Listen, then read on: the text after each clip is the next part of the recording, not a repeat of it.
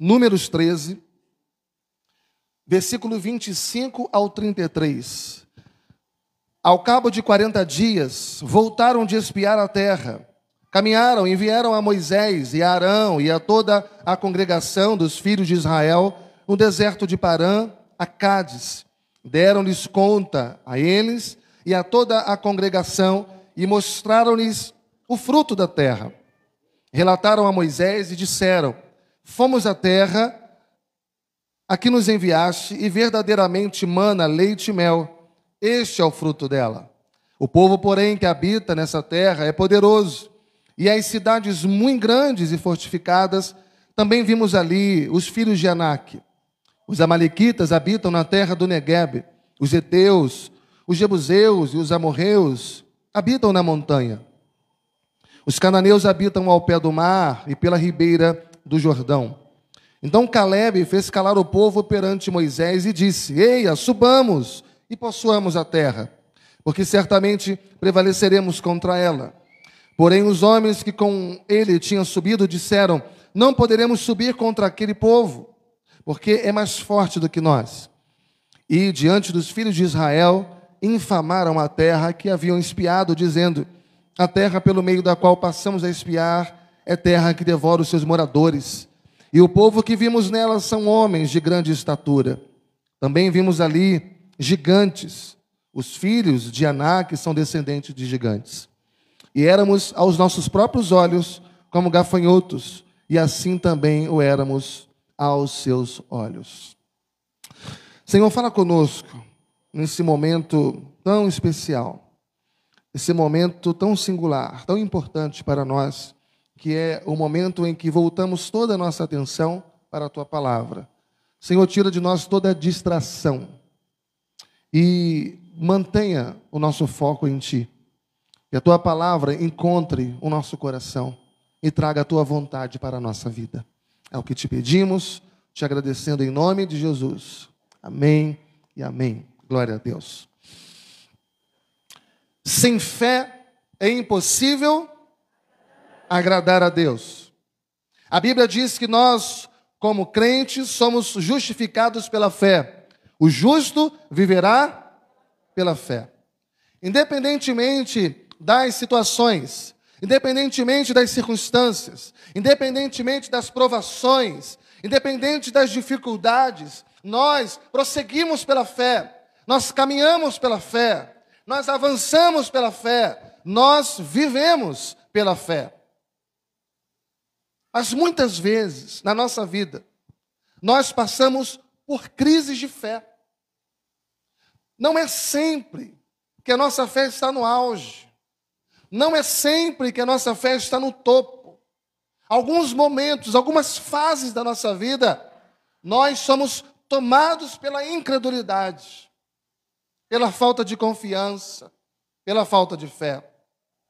E através desse texto, eu quero mostrar para você o perigo que a falta de fé pode trazer para a nossa vida. O perigo que a falta de fé pode trazer para a vida da igreja.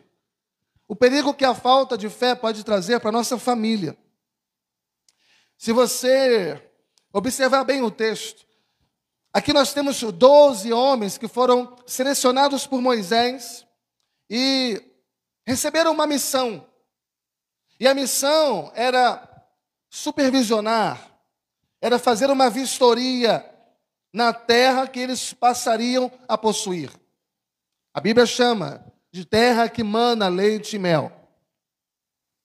Números 13, versículo 1, disse o Senhor a Moisés: envia homens que espiem a terra de Canaã, que eu hei de dar aos filhos de Israel. De cada tribo de seus pais enviareis um homem, sendo cada qual príncipe entre eles. Então veja que quem mandou espiar a terra não foi Moisés. Moisés foi apenas um transmissor da ordem. Quem mandou espiar a terra foi Deus. E o que Deus queria era que eles comprovassem que aquela terra, de fato, era uma terra boa.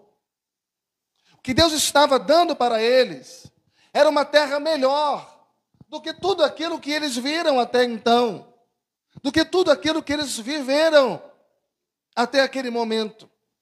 O que Deus estava querendo dar para o seu povo era uma vida maiúscula, era uma vida melhor, era uma vida exponencial, era uma vida de qualidade. Esse era o objetivo de Deus. Veja no texto, Números 13, que é o nosso texto, versículo 2, no finalzinho do versículo 2, veja que esses homens, eles eram príncipes, sendo cada qual príncipe, príncipes entre eles. Então, veja que não era qualquer tipo de pessoa, eles eram príncipes, assim como você e eu, que somos filhos do rei, que somos príncipes e princesas, porque somos filhos de Deus, porque somos herdeiros de Deus e co-herdeiros em Cristo Jesus. Amém, irmãos? Assim como a nossa identidade, ela não é terrena, a nossa identidade ela é celestial, ainda que peregrinos aqui nesta terra, ainda que forasteiros aqui nesta vida, mas a Bíblia diz, nós cremos nela, que nós somos embaixadores de Deus, nós somos embaixadores de Cristo, nós somos sacerdotes do Deus vivo e verdadeiro. Então, nós temos uma identidade espiritual, nós temos um DNA espiritual, e isso, irmãos, nada e ninguém pode tirar de nós. Nenhuma pessoa, nenhuma dificuldade, nenhum problema, nem o diabo, nem a morte pode arrancar essa identidade espiritual de nós, arrancar esse DNA espiritual que nós temos. Nada. 12 foram enviados, só que 10 trouxeram relatórios negativos. Apenas 2 trouxeram relatório positivo. Veja que o primeiro perigo que a falta de fé pode trazer para a nossa vida é desenvolver em nós uma autoestima negativa. É desenvolver em nós uma compreensão de identidade equivocada sobre nós mesmos. Quando você tem fé, quando você lê a palavra de Deus, ela é um espelho para você. Você lê a palavra e Tiago diz que a palavra lê você. Quando você lê a palavra, ela como espelho, ela mostra quem você é. Então não fique preocupado com aquilo que as pessoas pensam de você. Não fique preocupado com aquilo que as pessoas acham ao seu respeito. Somente Deus pode trazer para a minha vida e para a sua vida uma identidade saudável, uma identidade equilibrada. Veja o que diz em Números 13 e 31. Porém, os homens que com ele tinham subido disseram: não poderemos subir contra aquele povo, porque aquele povo é mais forte do que nós. Olha a autoestima desses homens. Não poderemos subir. Você percebe que aqui há um senso de fraqueza. Você percebe que aqui há um senso de incapacidade. Você percebe que aqui há um senso de impotência. Veja que esse argumento aqui, nós não poderemos subir, está anulando, de uma certa forma, o que a palavra de Deus tinha dito sobre eles. Porque não foi isso que a palavra de Deus disse sobre eles. Mas eles se enxergam dessa forma. E aqui, meus amados irmãos, eu quero chamar a atenção de vocês, porque nós, como crentes, nós, como servos de Deus, nós podemos enfrentar tudo na nossa vida. Porque a Bíblia diz: tudo posso naquele que me fortalece. Tudo posso naquele que me fortalece, é como se nós fôssemos inquebráveis. Tudo posso naquele que me fortalece, é como se fôssemos indestrutíveis, mas não por nós mesmos, mas pelo Deus, que é o nosso Deus. Então, tira da sua vida, como servo de Deus e cristão, essas palavras: eu não posso, Eu não posso. Claro que você não pode de acordo com as tuas forças, mas tudo você pode, movido pelo poder de Deus. Eu não estou pregando a autoestima. Eu não estou pregando a autoestima. Eu estou apenas querendo que você entenda que quando nós somos tomados pela incredulidade, nós achamos que nós não conseguimos. Nós achamos que nós não podemos. E, consequentemente, nós não fazemos, não produzimos nada. Vamos ler mais uma vez, Números 13 e 31. Porém, os homens que com ele tinham subido disseram: não poderemos subir contra aquele povo, porque é mais forte do que nós. Irmãos, além desse sentimento de fraqueza, além desse sentimento de impotência, ele desenvolve aqui também um complexo de inferioridade. Eles são mais fortes do que nós. Eu fico pensando que às vezes a gente esquece das palavras de João, quando ele diz: maior é o que está em nós do que aquele que está no mundo. E nós esquecemos disso porque a incredulidade tira de nós esse senso de saber e de viver que em Deus nós somos mais do que vencedores. Essa capacidade de olhar para o tamanho das dificuldades e saber que o nosso Deus é maior do que tudo na vida. Sozinho eu não consigo, mas com meu Deus eu posso tudo. Números 13 e 32. E diante dos filhos de Israel, infamaram a terra que haviam espiado, dizendo: a terra pelo meio da qual passamos a espiar, é terra que devora os seus moradores. E todo o povo que vimos nela são homens de grande estatura. Por causa da falta de fé, esses homens se transformaram em profetas do caos. Nós não podemos entrar nessa fria. Nós não podemos entrar nessa fria. O que Deus tem para nós é uma vida de qualidade. O que Deus tem para nós é uma vida de progresso espiritual. Deus quer que você amadureça espiritualmente, que você desenvolva espiritualmente, que você progrida espiritualmente. O que Deus tem para mim e para você é frutificação espiritual, é avanço espiritual. Mas esses homens, o texto diz que eles infamaram a terra. O que significa isso? O que significa para você o verbo infamar? Porque eles infamaram a terra. E o verbo infamar significa desqualificar aquilo que Deus deu para eles. Desqualificar aquilo que Deus deu para eles.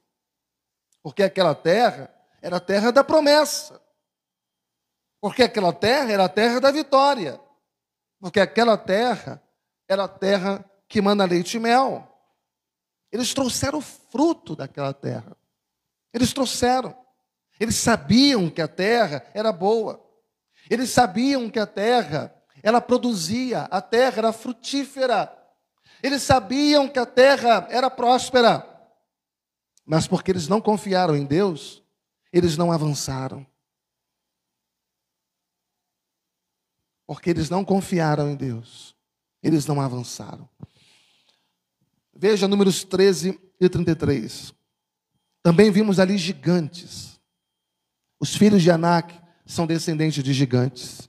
E éramos aos nossos próprios olhos como gafanhotos, e assim também o éramos aos seus olhos. Veja que não foram os opositores que disseram para eles que eles eram gafanhotos. Não foram os inimigos que disseram isso a eles. Eles disseram aos nossos próprios olhos. E pior, eles estão aqui fazendo uma projeção para o outro. Aquilo que eles pressupunham que o outro estavam pensando deles. Sabe quando você acha que alguém está falando de você? Sabe quando você acha que alguém está pensando alguma coisa sobre você e aquela pessoa às vezes está com pensamento em outra coisa? Nem pensando nisso estava. Era o que estava vendo aqui. Éramos aos nossos olhos também. Olha o que a falta de fé faz, irmãos. Mas a fé, ela restaura tudo. A fé restaura tudo. Enquanto a falta de fé embaça a sua visão, turva o seu olhar, a fé, ela te leva a ter uma visão correta de quem nós somos, de quem você é em Cristo Jesus. Agora, a verdade tem que ser dita. A gente fala com as pessoas hoje, a gente conversa com as pessoas hoje, e as pessoas estão abatidas. As pessoas estão desanimadas. As pessoas estão incrédulas, elas não confiam mais. Elas andam como que vencidas. Você conversa com as pessoas hoje, as pessoas estão sem perspectivas, sem esperança, sem sonhos. Isso contagia. Isso contamina. Pessoa cabisbaixa, desanimada, sem perspectiva de futuro, sem esperança, sem fé, sem confiança. Ela contamina o ambiente à sua volta. A falta de fé contagia. O desânimo contagia. A falta de confiança em Deus contagia. Cuidado, irmãos. Cuidado. Diz o texto em Números 14, versículo 1. Que levantou-se, pois, toda a congregação e gritou em voz alta. E o povo chorou aquela noite. Veja que Josué e Caleb vêm trazendo um relatório positivo, mas aquele povo não quer saber das coisas boas que eles trazem. Eles estão contaminados. Irmãos, 10 pessoas, 10 espias, contaminaram milhões de pessoas. 2 a 5 milhões de pessoas contaminadas por 10 homens. Josué e Caleb vêm dizendo, não é nada disso, não, essa terra é boa, nós podemos entrar. Eles não dão ouvido, eles estão chorando, estão pranteando. Eles absorveram as palavras negativas, estão contaminados, contagiados. Não deram ouvido ao discurso positivo de Josué e Caleb, mas deram ouvidos ao discurso negativo dos 10 espias. E aqui você precisa saber que para trabalhar a sua fé e o seu relacionamento com Deus, você precisa entender uma coisa. Para quem que você está dando ouvidos? Para quem você está dando ouvidos? Você está ouvindo a Deus? Você está ouvindo a palavra de Deus? Você está ouvindo, absorvendo aquilo que Deus diz ao seu respeito? Ou você está ouvindo aquilo que os outros dizem ao seu respeito? Aquilo que as pessoas pensam ao seu respeito? Sabe o que o texto diz? Esses homens induziram o povo ao desespero. As pessoas não estavam apenas tristes. As pessoas estavam desesperadas, entendendo que elas seriam consumidas. Elas mediram a capacidade delas de entrar na terra e viram que eram impotentes. Elas se esqueceram que quem as introduziriam àquela terra seria o braço forte de Deus. Porque é Deus quem nos concede a vitória, não somos nós. E elas estavam desesperadas. Completamente desesperadas. E o texto diz que toda a congregação chorou, gritou, só olhando para as dificuldades, só olhando para os seus problemas. Você jamais conseguirá avançar pela fé enquanto você não colocar os seus olhos em Deus. Enquanto os seus olhos estiverem nos seus problemas, você não avança. Só quando você tira os olhos das dificuldades e coloca os seus olhos em Deus. Nós cantamos aqui hoje, a nossa fé e esperança estão em Deus. Não pode estar nas coisas. Não pode estar nas coisas. Porque Deus é a nossa esperança. Não vai dizer amém, irmão? Amém. Deus é a nossa esperança. Mas o povo não deu ouvidos. E parece até a gente, às vezes, que não dá ouvidos. Hipnotizados pelas dificuldades, pelas lutas. O povo não deu ouvidos, e a consequência disso foi que eles murmuraram, e a consequência disso foi que eles se desesperaram. Veja, irmãos, uma notícia falsa. Se fosse nos nossos dias, uma postagem falsa, fake news. Foi isso que eles receberam aqui. Notícia falsa gerada por corações incrédulos. E aquilo levou o povo à ingratidão. Números 14, no finalzinho do versículo 2, olha aí. Tomara tivéssemos morrido na terra do Egito, ou mesmo nesse deserto. Pelo amor de Deus, gente. Que palavras são essas? Sabe quando você encontra aquele crente que diz, eu prefiro morrer, eu não aguento essa vida mais. Eles disseram aqui, tomara tivéssemos morrido no deserto, ou no Egito. Que povo ingrato, muitas vezes nós somos ingratos. Eles esqueceram aqui que eles estavam sendo alimentados diariamente pelo maná que descia do céu. Eles esqueceram aqui, irmãos, que eles tinham acabado de ser libertos do Egito. Eles esqueceram que Deus tinha feito milagres extraordinários na vida do povo. Esqueceram. Memória de elefante. Memória curta. Às vezes, a gente reclama por aquilo que Deus não está fazendo, mas se esquece daquilo que Deus já fez. Pelo amor de Deus. Pelo amor de Deus. Se esqueceram que Deus tinha feito milagres extraordinários na vida do povo, mas agora o povo, por causa dessa propaganda enganosa, é tomado pelo desespero. Olha o que diz em Números 14, 3. Veja que a falsa notícia gerada pela incredulidade, pela falta de confiança em Deus, pode levar você à apostasia. Pode levar você a abandonar a sua fé. Olha o perigo. Veja no versículo 3. E porque nos traz o Senhor a esta terra, para cairmos à espada, e para que as nossas mulheres e nossas crianças sejam por presa.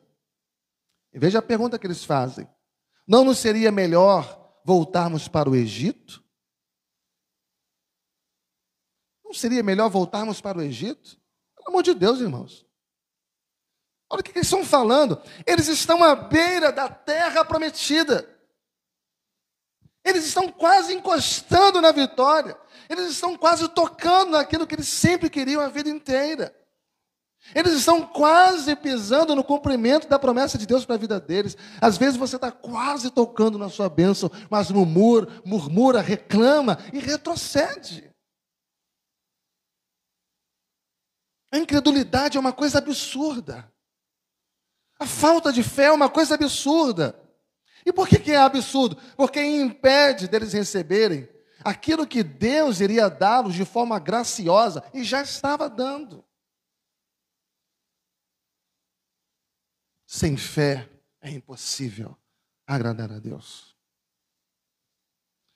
Como que a gente pode vencer isso? Nossa vida é feita de altos e baixos, né? Hora está bom, hora está ruim. Parece que hora está ruim, e hora ruim, e hora ruim, e hora ruim. A fase que nunca acaba. Alguém diz, pastor, é 7 anos de azar. Mas já está 14, está 21, está 28. Como que a gente pode vencer isso?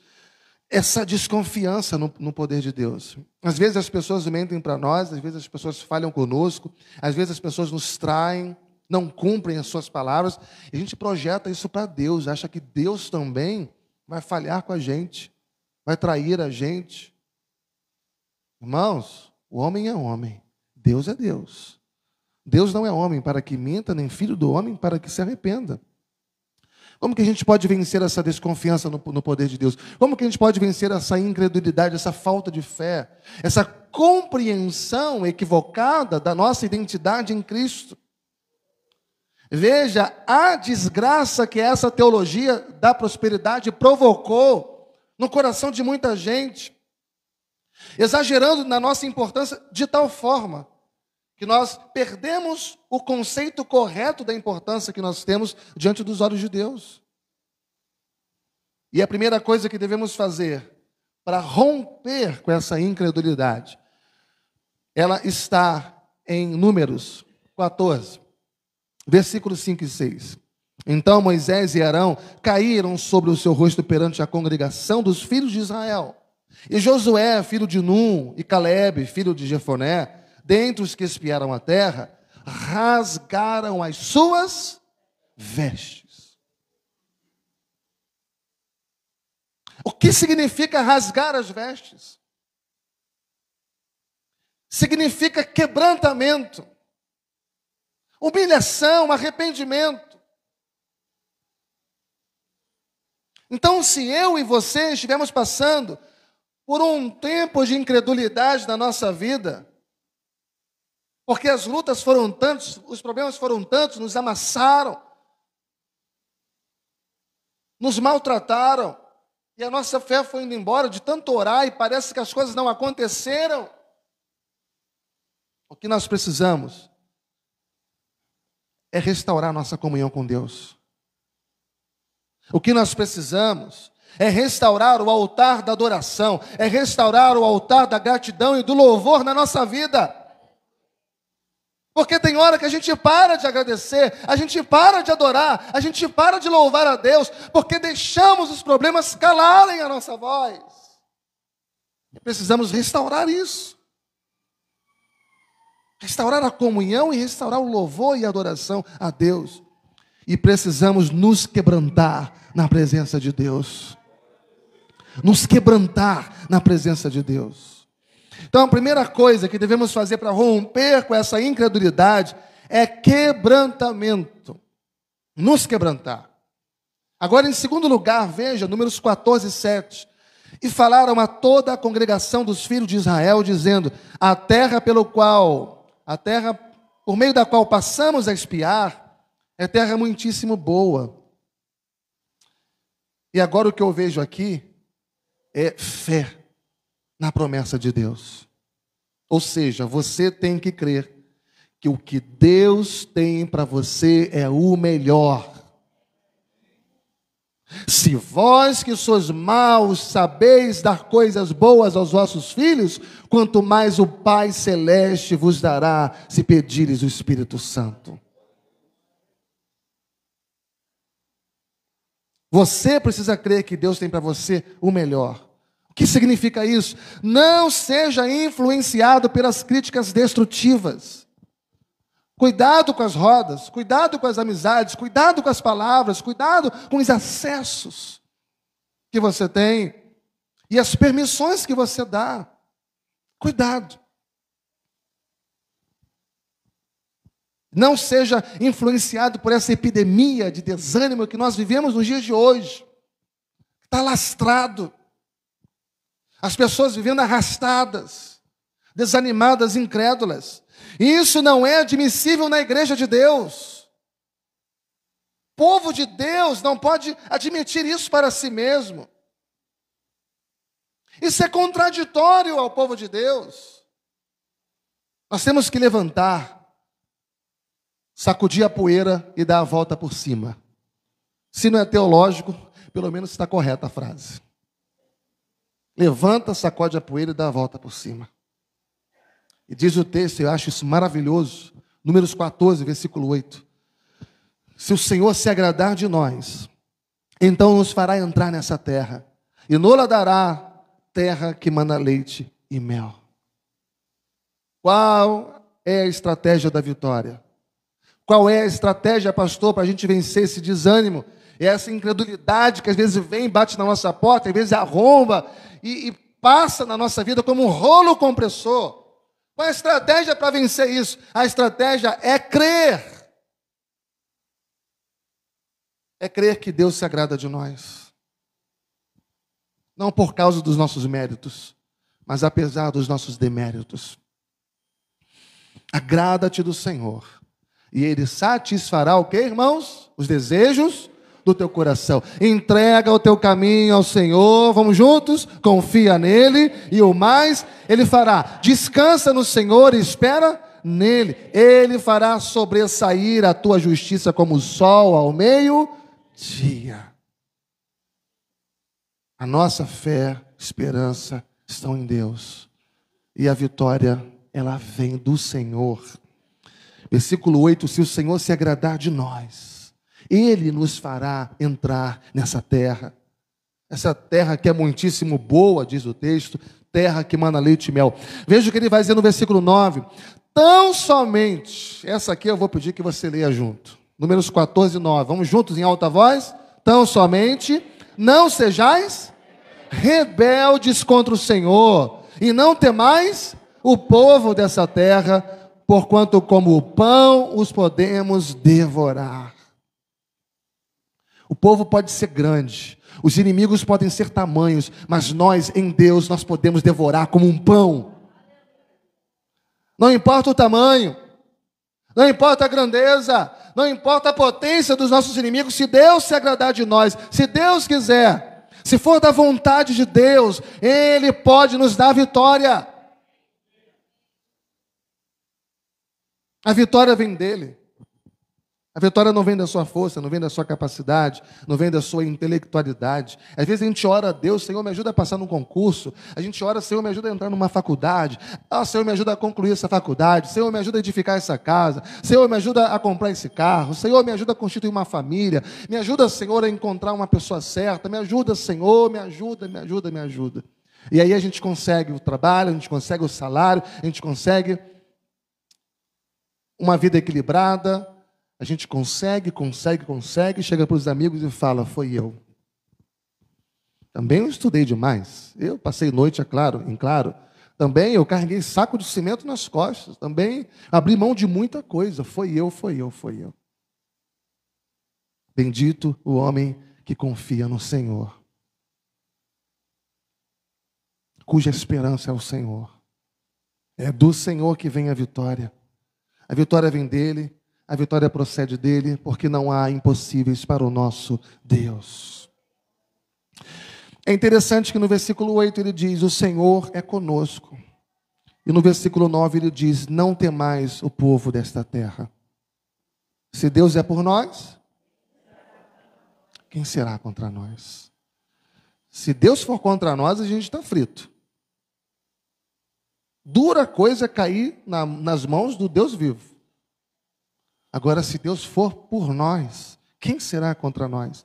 E agora, a gente começa a entender quando Paulo diz, tudo posso naquele que me fortalece. Quando Paulo diz, tudo posso naquele que me fortalece, ele não está fazendo uma confissão positiva de fé. Quando Paulo diz, tudo posso naquele que me fortalece, ele está dizendo, o Deus que eu tenho pode derramar força na minha fraqueza. O Deus que eu sirvo é o Deus que faz forte ao cansado. O Deus que eu sirvo é aquele que multiplica as forças daquele que não tem nenhum vigor.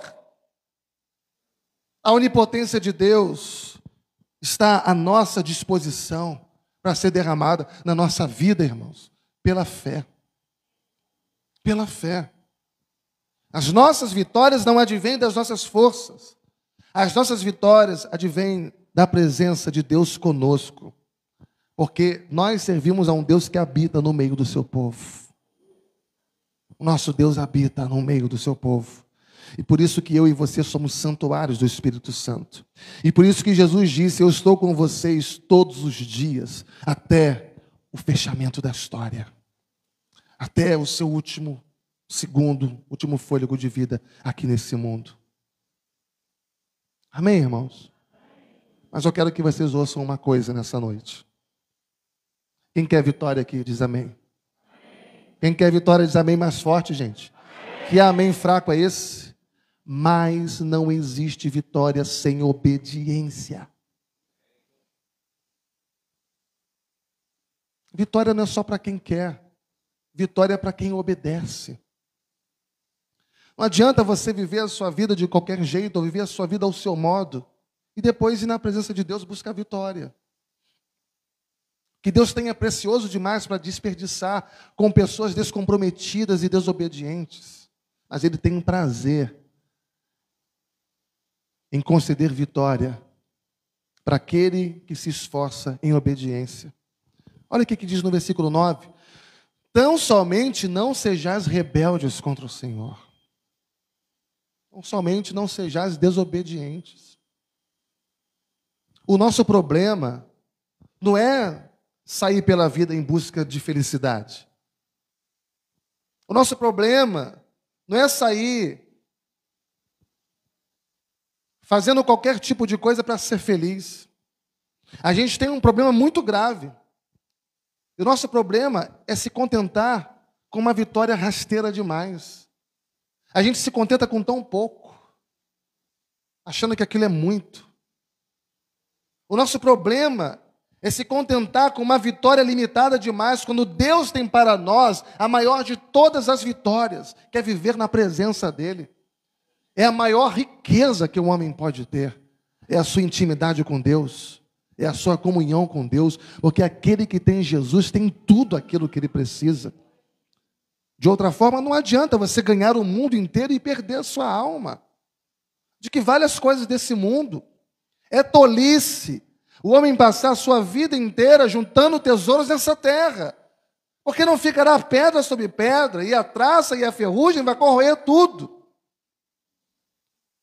Você não vai levar nada desse mundo, porque caixão não tem gaveta. Vai ficar tudo aí. Mas a presença de Deus vai fazer toda a diferença na sua vida, quando você deixar esse mundo. Como está a sua vida? Como está o seu ânimo espiritual? De 0 a 10, qual é o seu nível de ânimo espiritual? É uma pergunta retórica. Responda para você mesmo. Como está a sua autoimagem? Como que você se enxerga? Você não é aquilo que você pensa que é.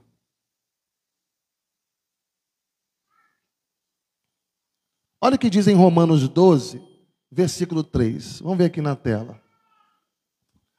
Porque pela graça que me foi dado, digo a cada um dentre vós, que não pense de si mesmo além do que convém. Antes, pense com moderação, segundo a medida da fé que Deus repartiu a cada um. Paulo está ensinando aqui. E o que Paulo ensina aqui? Ele ensina que a nossa imagem, ela está relacionada com a medida da nossa fé. Você tem uma compreensão de si mesmo diferente, de acordo com o nível da sua fé. E nesse aspecto, nós seremos equilibrados se nós formos tomados pela fé. A fé é maravilhosa porque ela não nos torna arrogantes espiritualmente. A fé não nos torna soberbos espiritualmente, orgulhosos espiritualmente. Não, a fé, ela faz com que nós tenhamos uma visão correta. A fé faz com que olhemos para nós como realmente nós somos em Deus. Quando você tem a tua fé em Deus, a tua intimidade com Ele, a tua visão está correta, até acerca de si mesmo. Veja Salmo 39, Davi está aqui dando graças a Deus pela própria vida. Olha o que ele diz no versículo 14, 15 e 16. Graças te dou, visto que por modo assombrosamente maravilhoso me formaste. As tuas obras são admiráveis, e a minha alma o sabe muito bem. Os meus ossos não te foram encobertos, quando no oculto fui formado e entretecido, como nas profundezas da terra. Os teus olhos me viram a substância ainda informe, e no teu livro foram escritos todos os meus dias. Todos os meus dias foram escritos no teu livro, quando nenhum deles ainda havia, escrito e determinado. Deus escreveu todos os seus dias no livro dele. Escreveu e determinou, decretou, quando você nem nascido ainda tinha. Nada pode mudar os planos de Deus ao teu respeito. Você é obra exclusiva de Deus. Se valorize. Reconheça a sua identidade em Deus. Não aceite o suborno do mundo, da carne, do maligno. Valoriza quem você é. Tudo pode piorar. O mundo pode cair ao seu redor. Mas cada dia que passa, a igreja está sendo santificada. E ela é santificada pelo seu dono. E ela é santificada pelo seu dono para ser apresentada diante de Deus, sem defeito e sem mácula. Na igreja, não existe a lei da degradação. Não existe a lei da degeneração. Isso é para a nossa carne. Isso é para a nossa carne. Na igreja não existe a lei da degeneração, pelo contrário, nós estamos crescendo em santificação. Nós estamos sendo regenerados. Romanos 8:29. Porquanto aos que de antemão conheceu, também os predestinou para serem conforme a imagem do seu Filho, a fim de que ele seja o primogênito entre muitos irmãos. Tudo o que está acontecendo com você, tudo o que você está passando na tua vida como crente, como um cristão, só tem um propósito. Pastor, mas está apertado. Pastor, está estreito. Pastor, o caminho está espinhoso, está doendo. Como aquele poeta que diz, a prova está doendo, irmão. Ela me faz chorar. Me dá logo a vitória, Senhor, desse jeito eu não vou aguentar. Mas tem um propósito para todo o aperto que você passa. Não despreze o seu deserto. Não despreze as suas dores. O propósito é que você está sendo moldado por Deus, para você ser conforme a imagem de Jesus. Deus está moldando você. Deus está talhando você, está te dando forma. Ele está limpando você. Todo dia Deus está trabalhando na sua vida. E o que acontece é que você está tão desligado que às vezes você não entende. Está tão desligado, tão desantenado, que você às vezes nem sabe disso. Que muitas vezes você nem agradece mais a Deus, tampouco obedece a Ele. Mas Deus está cuidando de nós. E Ele está trabalhando na nossa vida. E um dia, você será apresentado como troféu da graça de Deus. Você vai ser tomado pela mão, vai ser levado diante de Deus, e você vai ouvir dizer aqui, Senhor, esse aqui estava no fundo do poço, esse aqui estava na lama, mas agora está aí, um príncipe, uma princesa, assentado à mesa do rei. Louvado seja Deus. Você crê nisso, meu irmão? Mas você crê mesmo? O amém está muito fraquinho. Você crê nisso? Diga glória a Deus, diga aleluia.